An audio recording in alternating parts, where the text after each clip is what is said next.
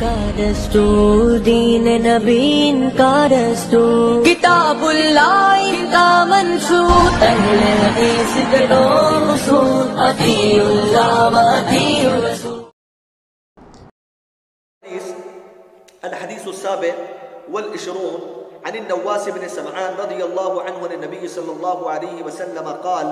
البر حسن الخلق والإثم ما حاك في صدرك وكرهت أن يطلع عليه الناس، رواه مسلم۔ وعن وابصة بن معبد رضي الله عنه قال: أتيت رسول الله صلى الله عليه وسلم فقال: جئت تسأل عن البر؟ قلت نعم، فقال النبي صلى الله عليه وسلم: استفت قلبك، البر ما اطمأنت إليه النفس واطمأن إليه القلب، والإثم ما حاك في النفس وتردد في الصدر، وإن أفتاك الناس وأفتوك۔ حدیث حسن رویناه في مسند الإمامين أحمد بن حنبل والدارمی بإسناد حسن۔ حضرات، میں نے 40 نوویہ سے 27ویں حدیث بسپر 7ویں حدیث آپ کے سامنے پڑھ کر سنائی، جس کے راوی حضرت نواس بن سمعان رضی اللہ عنہ کہتے ہیں اللہ کے نبی علیہ السلام نے فرمایا کہ نیکی اچھے اخلاق کا نام ہے، اور گناہ یہ ہے کہ تمہارے سینے میں کھٹکے متردد ہو تمہارے سینے میں، اور تم اس بات سے ناپسند کرو کہ لوگ اس سے باخبر ہو جائیں، لوگ اس عمل سے باخبر ہو جائیں، یہ گناہ ہے۔ وابصہ بن معبد رضی اللہ عنہ کہتے ہیں میں اللہ کے نبی صلی اللہ علیہ وسلم کی خدمت میں حاضر ہوا، اللہ کے نبی نے مجھ سے کہا کہ اے وابصہ، کیا نیکی کے بارے میں پوچھنے آئے ہو؟ میں نے کہا بالکل اللہ کے نبی، نیکی کے بارے میں ہی پوچھنے آیا ہوں۔ نبی علیہ السلام نے فرمایا اے وابصہ، اپنے دل سے پوچھ لو، جس چیز پر تمہارا دل مطمئن ہو جائے وہ نیکی ہے، اور جو چیز تمہارے دل کے اندر کھٹک جائے، تمہیں اطمینان نہ ہو، سمجھ لو وہ گناہ ہے۔ اگرچہ کہ لوگ اس کے جائز ہونے کا فتویٰ دیں، اس کے جائز ہونے کی خبر تمہیں دے دیں، تب بھی تمہارے دل میں اگر کھٹک محسوس ہو رہی ہے، غیر اطمینانی ہو رہی ہے، سمجھ لو وہ گناہ ہے۔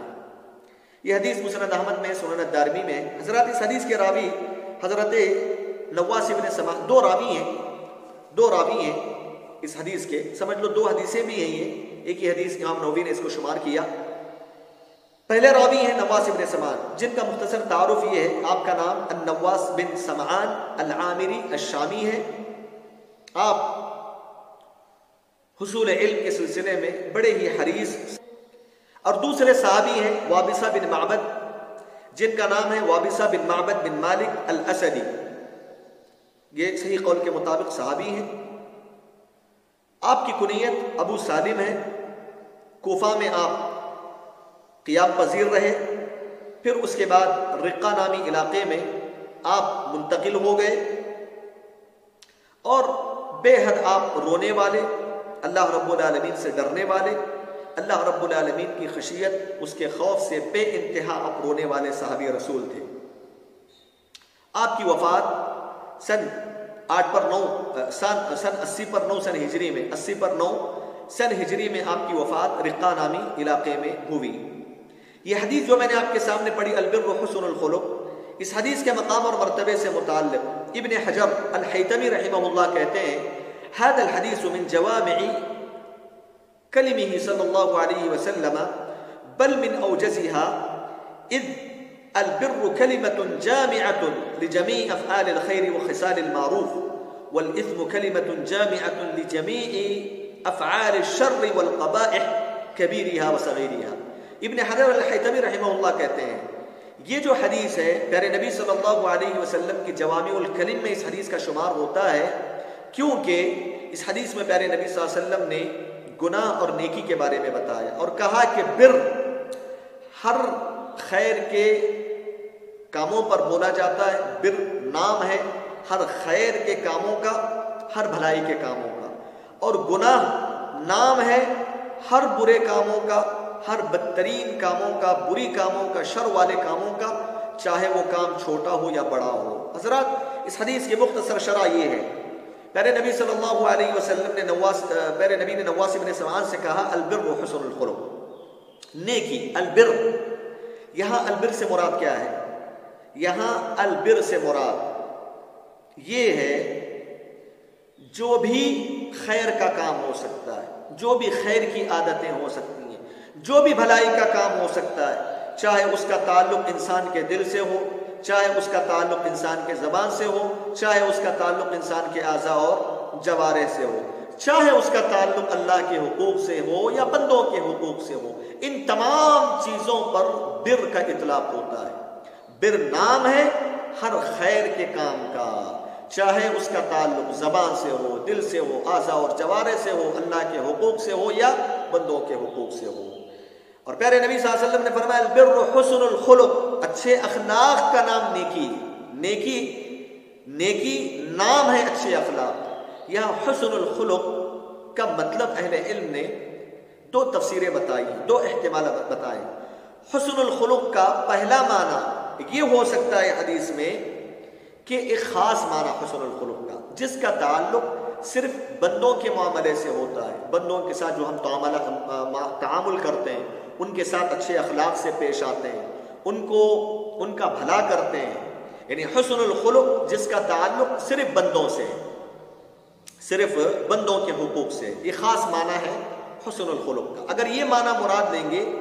تو البر حسن الخلق کا مطلب یہ ہوگا کہ نیکی سراپا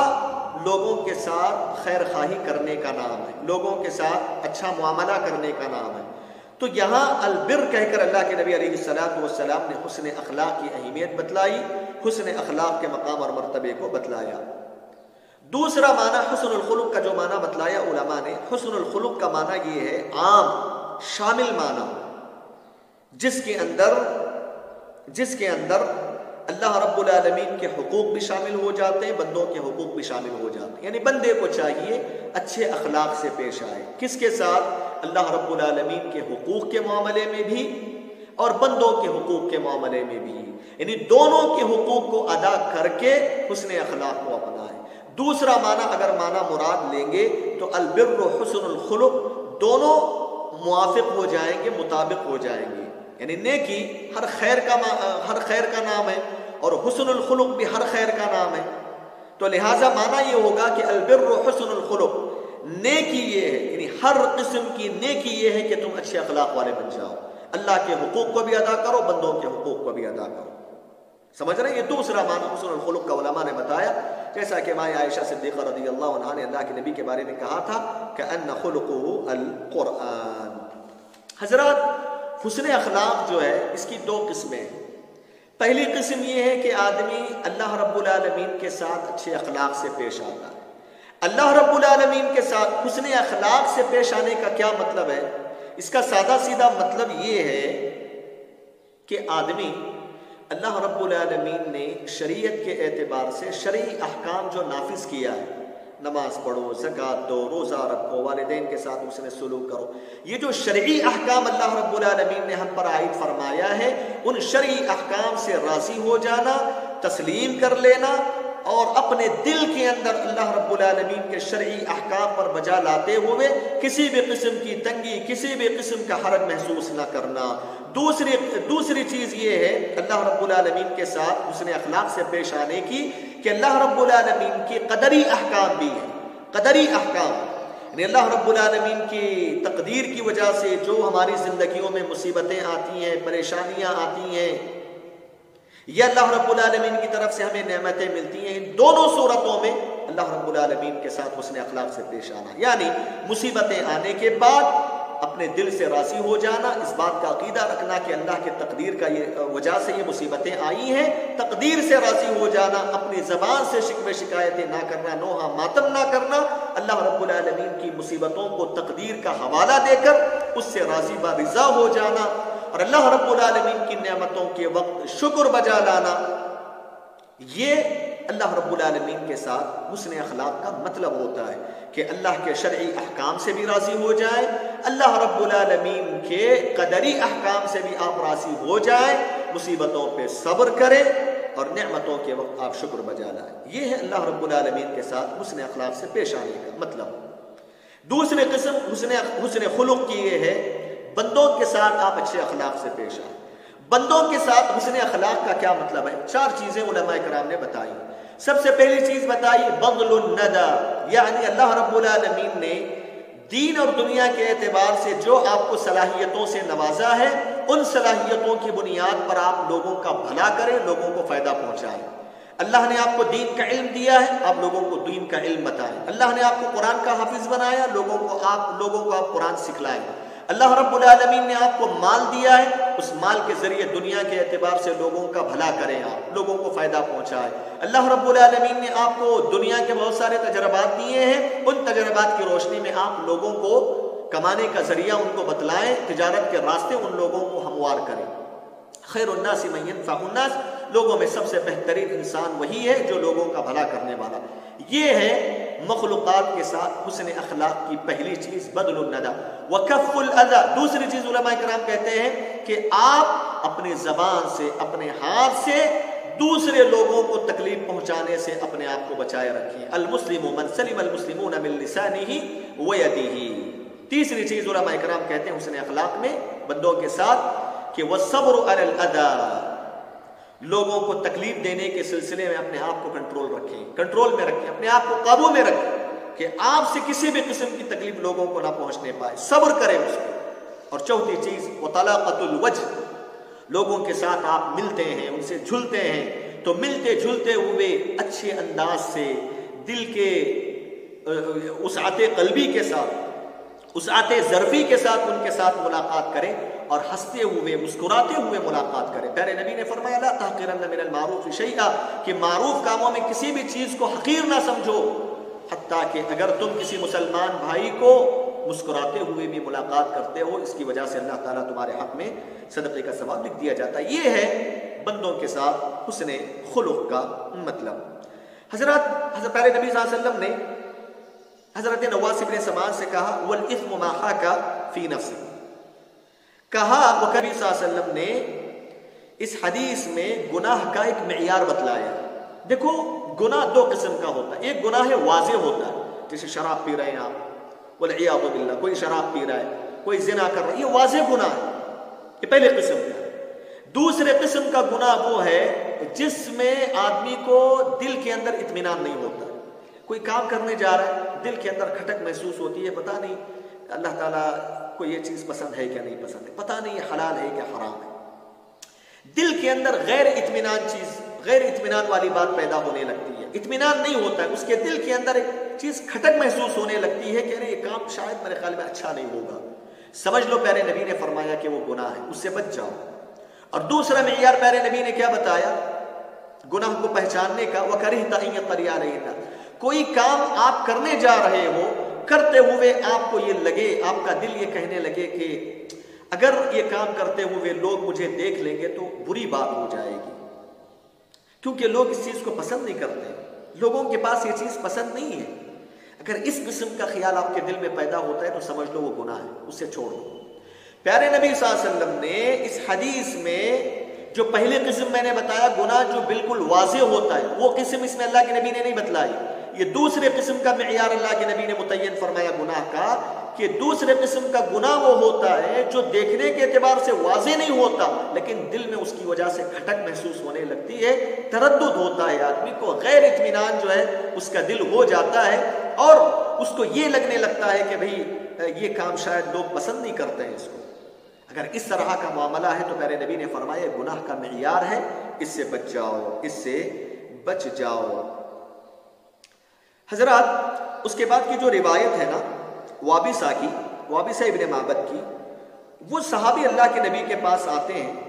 آنے کے بعد اللہ کے نبی صلی اللہ علیہ وسلم ان کے بولنے سے پہلے ہی پوچھ دیتے ہیں جئت تسأل عن البر، اے وابسہ کیا تم بھلائی کے بارے میں پوچھنے آئے ہو، بر کے بارے میں، نیکی کے بارے میں پوچھنے آئے ہو؟ انہوں نے نہیں کہا تھا کہ میں نیکی کے بارے میں، پھر بھی اللہ کے نبی صلی اللہ علیہ وسلم نے ان کی حالت سے پتہ لگا لیا۔ اہل علم کہتے ہیں ہو سکتا ہے کہ اللہ کے نبی علیہ السلام کو ان کی حالتوں سے پتہ لگ گیا ہو، یا وہ صحابی کے بارے میں اللہ کے نبی کو پتا تھا کہ وہ عام طور سے خیر کے بارے میں پوچھنے والے تھے، بر کے بارے میں سوال کرنے والے صحابی رسول تھے، تو اسی قرائن کی بنیاد پر اللہ کے نبی نے جان لیا تھا کہ وہ حقیقت میں بر کے بارے میں پوچھنے آئے ہیں، اسی لیے اللہ کے نبی نے ڈائریکٹ کہہ دیا کہ تم کیا بھلائی کے بارے میں پوچھنے آئے ہو؟ اب اس صحابی نے کہا اللہ کے نبی ہاں بر کے بارے میں پوچھنے آیا ہوں۔ اللہ کے نبی علیہ السلام نے نیکی اور گناہ کا معیار متعین فرمایا، کہا کہ دیکھو وابسہ، جس کسی کام پہ تمہارا دل مطمئن ہو جائے، اچھا اللہ کے نبی نے کہا کہ استفتی قلبک، تم اپنے دل سے پوچھ کے دیکھو، جس کام پہ جس قول پہ تمہارا دل مطمئن ہو جائے ہاں یہ کام اچھا ہے، یہ کام کرنے والا ہے، یہ کام بھلا ہے، اس سلسلے میں اگر تمہارا دل مطمئن ہو جاؤ سمجھ لو وہ نیکی ہے، وہ نیکی ہے۔ پیارے نبی نے فرمایا اگر تمہارے دل میں کھٹک محسوس ہو، نہیں اس میں کچھ گڑبڑ ہے، دال میں کالا ہے، یہ کام پتہ نہیں صحیح نہیں ہو سکتا، میرے خیال میں غلط ہو سکتا ہے شاید یہ کام، شاید لوگوں کو یہ چیز پسند نہیں ہے، اس قسم کا اگر تردد اس کے دل کے اندر پیدا ہوتا ہے کسی بھی چیز یا قول کو کا جائزہ لینے کے بعد اس کے دل کے اندر غیر اطمینان والی چیز پیدا ہونے لگے اور کھٹکنے لگے اس کا دل، تو پیارے نبی نے فرمایا کہ وہ گناہ ہے، وہ گناہ ہے، حتیٰ کہ لوگ اس کے جواز کا فتویٰ دیں۔ پیارے نبی نے فرمایا کہ اگرچہ لوگ بولیں کہ بھئی وہ جائز ہے، تب بھی اگر انسان کے دل کے اندر کھٹک محسوس ہو رہی ہے اس کو چھوڑ دینا چاہیے، اس کو ترک کر دینا چاہیے۔ پیارے نبی صلی اللہ علیہ وسلم نے فرمایا کہ وہ کام گناہ سے زیادہ قریب ہوتا ہے جو تمہارے دل میں کھٹکے، اگرچہ کہ لوگ اس کے جواز کا فتویٰ دیں تب بھی لوگوں کی طرف توجہ مت دو، اپنے دل کے معیار کو دیکھو۔ حضرات یہاں غور کرنے کی بات ہے، پیارے نبی صلی اللہ علیہ وسلم نے فرمایا استفتی قلبک، تمہارے دل سے تم پوچھ کے دیکھو۔ دیکھو یہ جو ہر آدمی کو کہنے والی بات نہیں ہوتی، ہر آدمی سے ہم کہیں گے کیا تم اپنے دل سے پوچھ کے دیکھو، تمہارے دل جس پہ اطمینان ہو اس کو کر لو، جس پہ اطمینان نہ ہو اس کو چھوڑو، ہر آدمی کو نہیں کہیں گے۔ بہت سارے لوگ ہیں گناہ کرتے ہیں، ان کے دل کے اندر صحیح غلط کی تمیز ختم ہو جاتی ہے، خیر برائی کو برائی نہیں سمجھتے ایسے لوگ، ایسے لوگوں کو بھی ہم کہیں گے کہ تمہارا دل سے پوچھو، تمہارے دل جس پہ اطمینان ہو۔ اگر ہم ایسے لوگوں کو بھی اس طرح کی بات کریں گے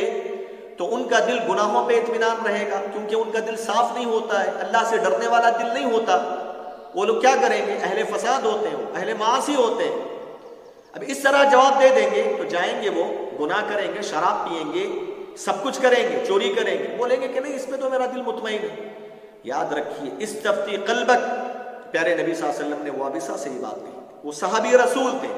پیارے نبی کو پتا تھا کہ صحابی رسول ایسے ہیں جن کا دل بالکل سلیم ہے، پاک و صاف دل ہے، اللہ سے خوف کھانے والے وہ صحابی ہیں۔ اسی کی روشنی میں اللہ کے نبی نے ان سے یہ بات کہی تھی، ہر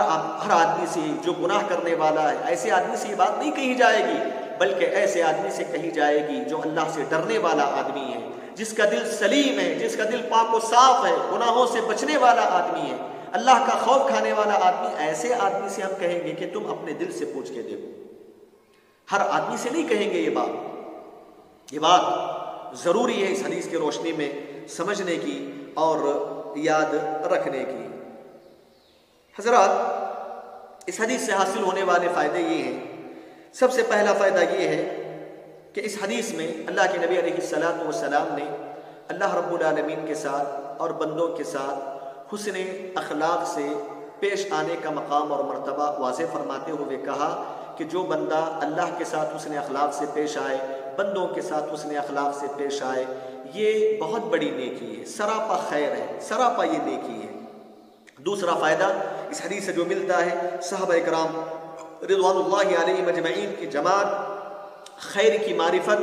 حاصل کرنے کی بڑی حریص تھی، دین کا علم حاصل کرنے، بھلائیوں کو جاننے، برائیوں کو جاننے، گناہوں کو جاننے کی بڑی حریص تھی صحابہ کرام کی جماعت، تاکہ بھلائیوں کو اختیار کرے اور برائیوں سے اپنے آپ کو بچائے رکھیں۔ تو صحابہ کرام رضوان اللہ علیہم اجمعین کی جماعت خیر کو حاصل کرنے اور برائی کو جاننے کے سلسلے میں بڑے حریص تھے تاکہ گناہوں سے بچ جائیں اور نیکی کو اپنائیں۔ تیسرا فائدہ اس حدیث سے حاصل ہونے والا یہ ہے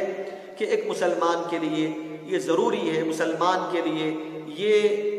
جو ہے ایک مسلمان کے لیے چاہیے کہ وہ دین کے اندر مشتبہ چیزوں سے بچ جائے، مشتبہات سے بچ جائے، ایسی چیزیں جس کا حلال ہونا واضح نہ ہو، جس کا حرام ہونا واضح نہ ہو، جس کے اندر تردد ہو، جس کے اندر شک و شبہ ہو، دل کے اندر کھٹکنے والی چیزیں ہوں، ایسی تمام چیزوں سے ایک مسلمان کو چاہیے کہ بچا رہے۔ اگر اس طرح وہ کر لے گا تو وہ اپنے دین کی بھی حفاظت کرے گا اور لوگوں کے عیب جوئی، ان کے ہدف تعال سے بھی اپنے آپ کی حفاظت کر لے گا۔ چوتھا فائدہ اس حدیث میں یہ بتایا گیا کہ وہ مومن اور مسلمان جس کے دل میں اللہ رب العالمین کا خوف ہو، اللہ رب العالمین کا ڈر ہو، اللہ رب العالمین کی خشیت ہو، ایسا آدمی دل میں کھٹکنے والی چیزوں کو کبھی نہیں کرتا، چھوڑ دیتا ہے۔ جس آدمی کے دل میں اللہ کا خوف اور خشیت ہو، اس آدمی کے دل میں جس چیز کے سلسلے میں کھٹک محسوس ہو، غیر اطمینان والی چیز ہو، ان چیزوں کو وہ چھوڑ دیتا ہے اللہ رب العالمین کی خشیت کے خاطر۔ اسی طرح اس حدیث سے حاصل ہونے والا پانچواں فائدہ یہ ہے کہ کسی بھی برائی اور خیر کو جاننے کے لیے دل سے پوچھنا جائز ہے۔ بولتے ہیں نا دل سے پوچھ کے دیکھو اچھا لگتا ہے کہ نہیں لگتا۔ لوگ بولتے ہیں، نصیحت کے طور پہ بولتے ہیں، کوئی آدمی کسی کے بارے میں کوئی چیز پوچھتا ہے تو بولتے ہیں کہ بھئی تھوڑا دل میں سوچ کے دیکھو کیسے لگتا ہے تو یہ جائز ہے۔ اللہ کے نبی صلی اللہ علیہ وسلم نے کہا استفتی قلبک، جائز ہے، کوئی مسئلہ نہیں ہے اس میں، لیکن بشرطے کہ جس آدمی کو آپ یہ کہہ رہے ہو وہ آدمی اہل استقامت ہو، وہ اللہ سے ڈرنے والا ہو، اہل فساد میں سے نہ ہو۔ چھٹا فائدہ اس حدیث سے حاصل ہونے والا یہ ہے کہ ایک آدمی لوگوں کے فتووں سے دھوکہ نہ کھائے، لوگوں کے فتووں سے دھوکہ نہ کھائے۔ لوگ حرام کو بھی حلال کر دیتے ہیں، حلال کو بھی حرام کر دیتے ہیں۔ لوگوں کے فتووں سے آدمی کو دھوکہ نہیں کھانا چاہیے۔ جب بھی کسی بھی چیز کے سلسلے میں دل کے اندر کھٹک محسوس ہو، دل کے اندر غیر اطمینان والی بات ہو، چھوڑ دیں اس کو، اگرچہ کہ لوگ جواز کا فتویٰ دیں تب بھی چھوڑ دیں۔ لوگوں کو معیار نہ بنائیں، لوگ حرام چیز کو بھی حلال بتا دیتے ہیں۔ اسی لیے اس حدیث میں یہ پیغام دیا گیا کہ لوگوں کے فتووں سے دھوکہ نہیں کھانا چاہیے، بلکہ دین کے سلسلے میں احتیاط سے کام لینا ضروری ہے۔ حضرات، آخری بات اس حدیث سے حاصل ہونے والا بنیادی قاعدہ جو اہل علم نے استنباط کیا وہ یہ ہے مدار قبول الحق علی الاستدلال لا على ما اشتهر من الاقوال۔ مدار قبول الحق علی الاستدلال لا ما اشتهر من الاقوال۔ کیا مطلب ہے اس کا؟ مطلب یہ ہے کسی بھی سچ اور حق اس کا معیار کتاب و سنت ہے، اور انسان کا جو ہے پاک و صاف دل ہے، انسان کا پاک و صاف دل ہے کسی بھی حق کو جاننے پہچاننے کا، قبول کرنے کا۔ لا مشتہر من الاقوال، لوگوں کے فتوے بنیاد نہیں ہیں، لوگوں کے فتوے جو ہے معیار نہیں ہیں، کیونکہ لوگ، میں نے کہا، حلال کو حرام، حرام کو حلال کہنے میں جھجک محسوس نہیں کرتے۔ اسی لیے مدار قبول الحق علی الاستدلال لا مشتہر من الاقوال۔ اللہ رب العالمین سے دعا ہے کہ رب العالمین ہم لوگوں کو پیارے نبی صلی اللہ علیہ وسلم کی احادیث پر عمل کر کے اس پر عمل اس کو سمجھنے، اس پر عمل کرنے اور لوگوں تک ان احادیث کو پہنچانے کے اللہ رب العالمین ہمیں توفیق عطا فرمائے۔ آمین۔ واخر دعوانا الحمدللہ رب العالمین، والسلام علیکم ورحمۃ اللہ وبرکاتہ۔